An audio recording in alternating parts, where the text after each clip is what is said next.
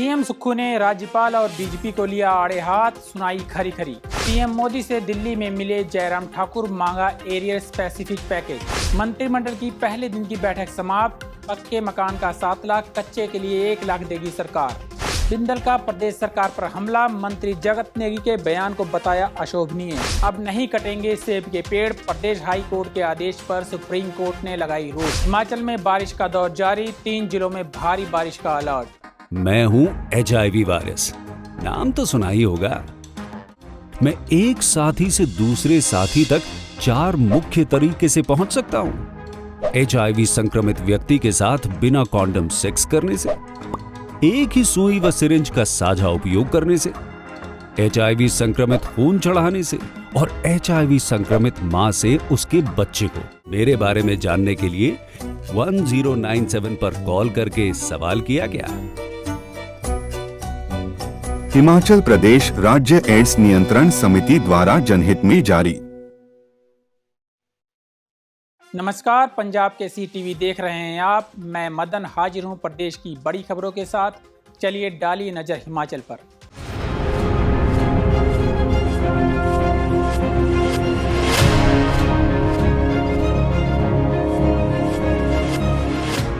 पहली खबर का रुख करते हैं। बढ़ते नशे को लेकर बीते दिनों राज्यपाल शिव प्रताप शुक्ल द्वारा की गई टिप्पणी पर मुख्यमंत्री सुखविंदर सिंह सुक्खू ने राज्यपाल पर तीखा प्रहार किया।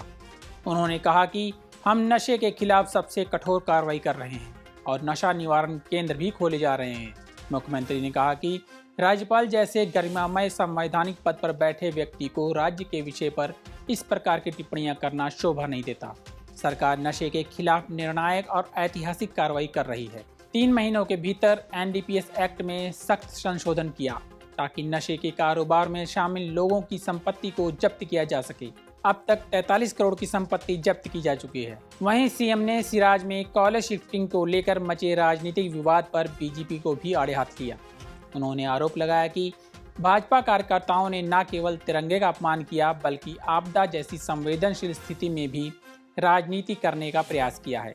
सीएम ने कहा कि भाजपा कार्यकर्ताओं ने मंत्री की तिरंगा लगी गाड़ी पर काले कपड़े और जूते फेंके, या तिरंगे का अपमान है जिसे कांग्रेस सरकार बर्दाश्त नहीं करेगी।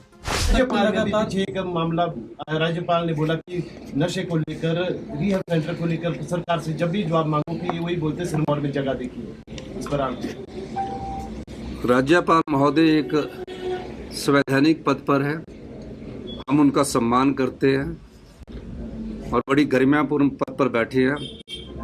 हिमाचल के संदर्भ में जो उन्होंने टिप्पणी की है वो उन्हें शोभा नहीं देता। हिमाचल के लोगों का सम्मान हम सब लोगों को करना चाहिए। नशे के खिलाफ जितना सख्त कार्रवाई हमारी सरकार ने की है, पिछली कोई भी सरकार नहीं कर पाई है।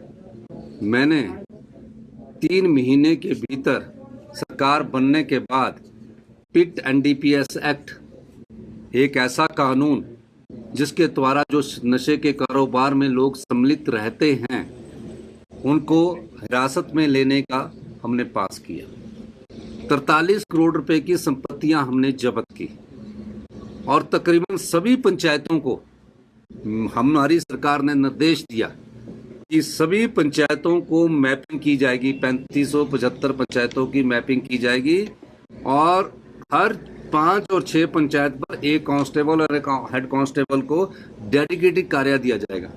नशे के खिलाफ अभियान में कमी आई है और माननीय राज्यपाल महोदय को मैं खुद भी राजभवन जाके बताना चाहूँगा कि कई NGO इस पर कार्य कर रही है। पहली बार सरकार ने कोटला बेहड़ में हमने पहला नशा निवारण केंद्र खोलने के लिए जो ओपन में है उसको हमने अनुमति दी है। अब बनने के लिए समय लगेगा, तो मेरा ये मानना है कि माननीय राज्यपाल को संवैधानिक पद पर बैठ के इस प्रकार के से हिमाचल के संदर्भ में टिप्पणी शोभा नहीं देता। पर उन्होंने किस संदर्भ में की होगी और क्या कहा होगा, मैं उनसे मिलकर बात। बढ़ते हैं अगली खबर की ओर। नेता प्रतिपक्ष जयराम ठाकुर ने सोमवार सुबह प्रधानमंत्री नरेंद्र मोदी से मिलकर हिमाचल प्रदेश के आपदा प्रभावित क्षेत्र में हुए नुकसान के बारे में अवगत कराया। प्रधानमंत्री ने आपदा से हुए नुकसान के बारे में विस्तार से जानकारी ली और आपदाग्रस्त क्षेत्रों में पुनर्निर्माण और पुनर्वास में हर संभव सहयोग देने का भरोसा दिया। मीडिया से रूबरू हुए जयराम ठाकुर ने कहा कि उन्होंने पीएम को बताया कि इस आपदा में लोगों के घर ही नहीं, उनकी जमीनें भी बह गईं। अब उनके पास घर बनाने की भी जगह नहीं बची है। ऐसे में उन्हें जमीन देने के लिए वन संरक्षण कानून में रियायत दी जाए ताकि बेघर हुए लोगों को सुरक्षित स्थानों पर पुनः बसाया जा सके।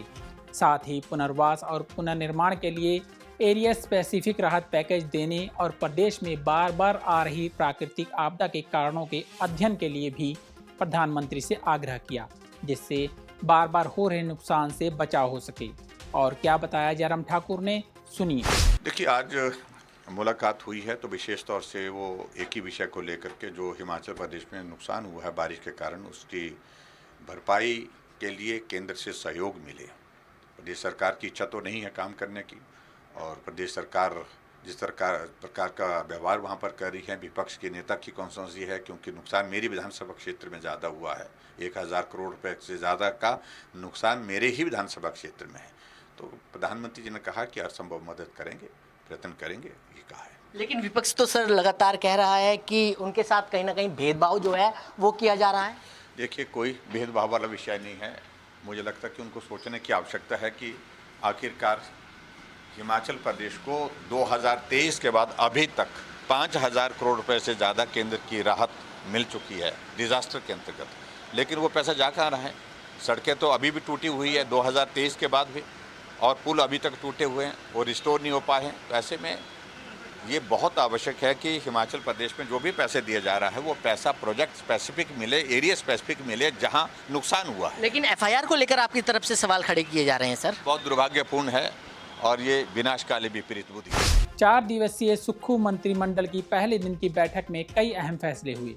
बैठक के बाद मीडिया से रूबरू हुए मंत्री जगत सिंह नेगी ने बताया कि राज्य सरकार पक्के घरों के निर्माण के लिए 7 लाख रुपए और कच्चे घरों के लिए 1 लाख रुपए देगी। इसके अनुसार अगर प्राकृतिक आपदा से किसी का घर पूरी तरह से क्षतिग्रस्त हो गया है तो उसे 7 लाख की मदद मिलेगी। 7 लाख रुपए में केंद्र से SDRF के तहत 1,30,000 रुपए का अंशदान दिया जाएगा। बाकी खर्च का वहन राज्य सरकार करेगी। आंशिक रूप से नष्ट हुए घर के लिए 1 लाख की मदद दी जाएगी। इसमें केंद्र सरकार का अंशदान 12,500 रुपये होगा और राज्य सरकार 87,500 रुपये की मदद जारी करेगी। गौशाला नष्ट होने पर 50,000 की मदद दी जाएगी। और क्या कुछ बताया मंत्री ने, सुनिए। हिमाचल प्रदेश सरकार जो है इसमें 7 लाख रुपए देंगे। विशेष पैकेज में प्रावधान किया है, जिसमें जो किराएदार का अगर सामान बह गया है तो उसको 50,000 रुपये दिया जाएगा, और जो मकान मालिक का सामान जाएगा, जो मकान का ओनर है, उसको 17,000 रुपये जो है 3,000 रुपये किया गया है। इसी तरह से जो हमारे छोटे पशु, जो बड़े पशु हैं जैसे गाय है या उससे बड़े पशु जो है, उनको जो है 55,000 रुपये प्रति जो पशु है वो राहत के रूप में दी जाएगी। इसमें कितने भी पशु हो सकते हैं जो नुकसान हुआ है उन सबके के लिए राहत दिया जाएगा। साथ में काऊ शेड बनाने के लिए 50,000 रुपये की राशि दी जाएगी। इसी तरह से जो हमारे जो भेड़ बकरियां हैं, छोटे पशु हैं, उनके लिए पिछले बार जो पैकेज था वो प्रति पशु जो है 6,000 रुपये था, जिसको अब बढ़ाकर 9,000 रुपये किया जा रहा है। जैसे आपने देखा होगा 2023 की आपदा में बर्फबारी में बहुत सारे जो है लोगों के भेड़ बकरियां जो है उसमें नुकसान हुआ। उस समय जो है उनको 6,000 रुपये की राशि रखी गई, जो उस समय भी जो है रिलीफ मैनुअल से कई गुना ज़्यादा था। और रिलीफ मैनुअल में तो अभी भी 3 पशुओं तक, 3 बकरियों तक सीमित है। तो इसमें जितने भी नुकसान हुए उन सबको जो है 9,000 रुपये के हिसाब से राहत राशि प्रदान की जाएगी। इसके अलावा इस बार जो है एक जो हमारे पोलियो हाउसेज लगे हैं, उनका भी काफ़ी नुकसान हुआ है पोलियो हाउसेज का, उसको भी जो है राहत के रूप में 25,000 रुपये जो है पर पोलियो हाउस भी देने का जो है फैसला माननीय कैबिनेट ने आज किया है। इसके साथ में जो हमारे मकानों के अंदर जो बहुत ज़्यादा सिल्ट आता है और जिसको साफ करने में बहुत समय भी लगता है और धनराशि भी खर्च होती है, उसको भी जो है 50,000 रुपये प्रति जो है मकान देने का माननीय कैबिनेट ने जो है फैसला किया है। तो ये पूरे प्रदेश के लिए लागू होगा। जहाँ जहाँ भी इस किस्म की आपदाएं आएगी उसको जो है नोटिफाई करेगी और नोटिफाई करने के बाद उन क्षेत्रों में ये विशेष राहत पैकेज जो है प्रदेश सरकार की तरफ से बाढ़ पीड़ितों के लिए, आपदा पीड़ितों के लिए ये जो है आज निर्णय लिया गया है। बीजेपी प्रदेशाध्यक्ष राजीव बिंदल ने मंत्री जगत सिंह नेगी के बयान को निंदनीय और अशोभनीय बताया है। उन्होंने कहा कि जिस प्रकार की भाषा का उपयोग करते हुए प्रदेश सरकार के मंत्री ने मंडी के सिराज की हिमाचल की जनता का अपमान किया है वो अक्षम्य अपराध है। बिंदल ने कहा कि तिरंगा हमारी आन बान और शान है। तिरंगे के ऊपर लाखों लाखों जीवन कुर्बान हैं, लेकिन तिरंगे की आड़ में अपने पापों को छुपाने का जो प्रयास कांग्रेस सरकार के मुखिया और उनके मंत्री कर रहे हैं वो प्रदेश की जनता के साथ धोखा है, अन्याय है। उन्होंने कहा कि हजारों लोग आपदा से त्रस्त हैं, लेकिन कांग्रेस की सरकार और उसके मंत्री केवल राजनीति करने में मस्त हैं। यह सरकार मित्रों की सरकार है और इस सरकार में केवल मित्रों की ही बल्ले बल्ले हो रही है, लेकिन जो आपदा त्रस्त क्षेत्र हैं वहां पर वो केवल राजनीति कर रहे हैं। कॉलेज को शिफ्ट करना, जस्टिफाई करना, संस्थानों को बंद करना, मामला यहीं तक नहीं है। पूरे प्रदेश में जगह जगह झूठे मुकदमे बनाना, लोगों को जेल में डालना, आत्महत्या करने के लिए प्रोत्साहित करना, ऐसी परिस्थितियां पैदा कर देना कि जनता आवाज़ बुलंद ना कर सके। बिंदल ने कहा कि हिमाचल की जनता त्राहिमाम कर रही है, लेकिन प्रदेश की सरकार केवल और केवल राजनीति करने में मस्त है, भाई भतीजावाद के अंदर मस्त है। भ्रष्टाचार के कारण पूरा प्रदेश त्रस्त है। ऐसे में झूठे मुकदमे दर्ज करना किसी भी तरह से स्वीकार्य नहीं है। श्री जगत सिंह नेगी जी का बयान निंदनीय है, अशोभनीय है और जिस प्रकार की भाषा का प्रयोग करते हुए उन्होंने सराज की, मंडी की और हिमाचल की जनता का अपमान किया है वह अक्षम्य अपराध है। तिरंगा हमारी आन बान शान है। तिरंगे के ऊपर लाखों जीवन कुर्बान है, परंतु तिरंगे की आड़ के अंदर अपने पाप को छिपाने का जो प्रयास वर्तमान कांग्रेस की सरकार के मुखिया और मंत्री कर रहे हैं वह हिमाचल प्रदेश की जनता के साथ धोखा है, अन्याय है। हजारों लोग आपदा से त्रस्त हैं, परंतु कांग्रेस की सरकार और कांग्रेस के मंत्री केवल राजनीति करने में मस्त है। मित्रों की बल्ले बल्ले है, मित्रों के लिए सब कुछ है, परंतु जो आपदा ग्रस्त क्षेत्र हैं वहां पर केवल राजनीति करना, कॉलेज को शिफ्ट करने को जस्टिफाई करना, इंस्टीट्यूशंस को बंद करना, और मामला यहीं तक नहीं है, पूरा प्रदेश वहां पर जगह जगह मुकदमे बनाना, झूठे मुकदमों की और जैसे लंबी फेहरिस्त हो गई है, लोगों को जेल में डालना, आत्महत्या करने के लिए प्रोत्साहित करना, ऐसी स्थितियां खड़ी कर देना ताकि जनता आवाज बुलंद ना कर सके और उनको त्राहिमाम करने पर मजबूर कर दिया है।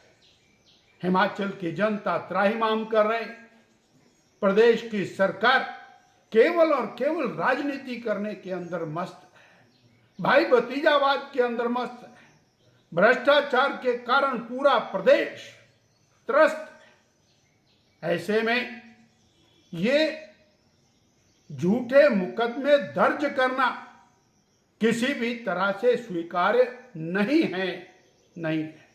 सुप्रीम कोर्ट ने आज हिमाचल प्रदेश हाई कोर्ट के 2 जुलाई 2025 से उस आदेश पर रोक लगा दी जिसमें अतिक्रमित वन भूमि पर उगाए सेब के पेड़ काटने के आदेश दिए गए थे। मुख्य न्यायाधीश BR Gavai, justice K Vinod Chandran और जस्टिस NV अंजारिया की पीठ ने शिमला नगर निगम के पूर्व उप महापौर टिकेंद्र सिंह पंवर व अधिवक्ता राजीव राय की याचिका पर सुनवाई के दौरान यह आदेश पारित किया। इस केस की पैरवी सुप्रीम कोर्ट के वकील सुभाष चंद्रन द्वारा की गई।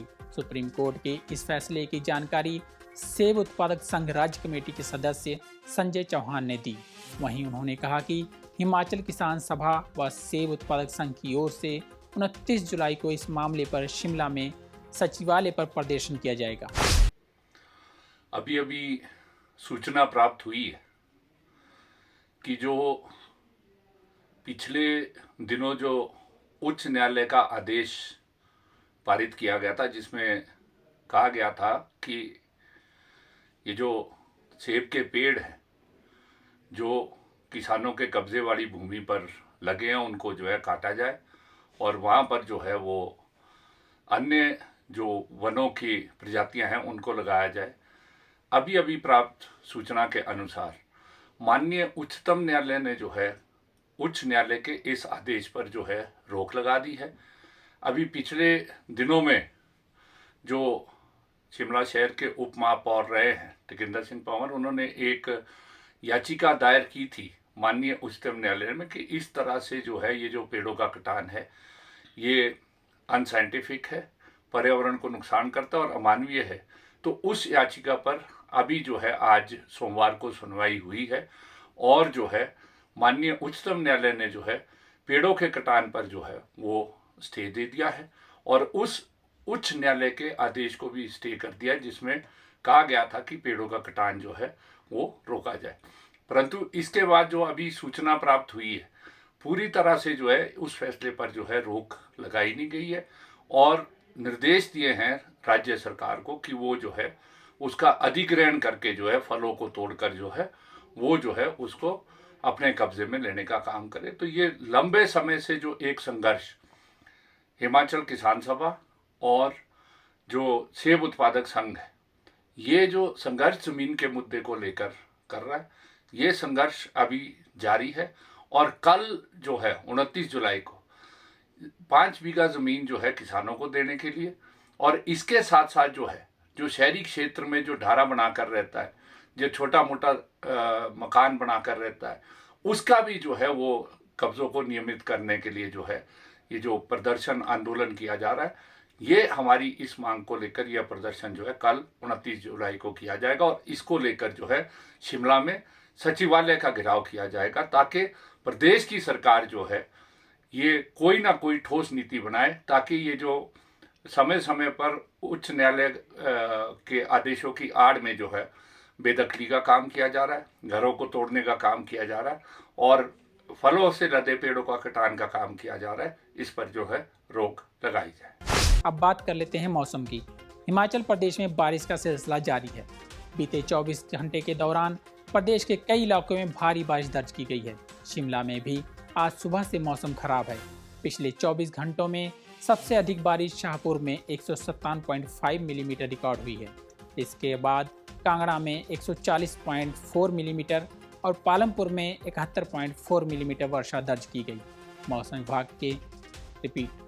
मौसम विभाग ने कल यानी मंगलवार के लिए प्रदेश के 3 जिलों में भारी बारिश का अलर्ट जारी किया है। मौसम विज्ञान केंद्र शिमला के वैज्ञानिक संदीप शर्मा ने बताया कि आज ऊना, बिलासपुर, हमीरपुर, कुल्लू, कांगड़ा में कुछ स्थानों पर भारी बारिश की संभावना है। वहीं कल कुल्लू, कांगड़ा, मंडी में भारी बारिश का ऑरेंज अलर्ट है, जबकि अन्य जिलों में भी बारिश की संभावना है। उन्होंने बताया कि प्रदेश में 30 जुलाई तक बारिश का दौर जारी रहेगा। इसके बाद 31 जुलाई से 2 अगस्त तक निचले मध्यवर्ती स्थानों पर हल्की बारिश हो सकती है। आज के बुलेटिन में इतना ही। कल फिर मिलेंगे, तब तक बने रहिए पंजाब केसरी टीवी के साथ।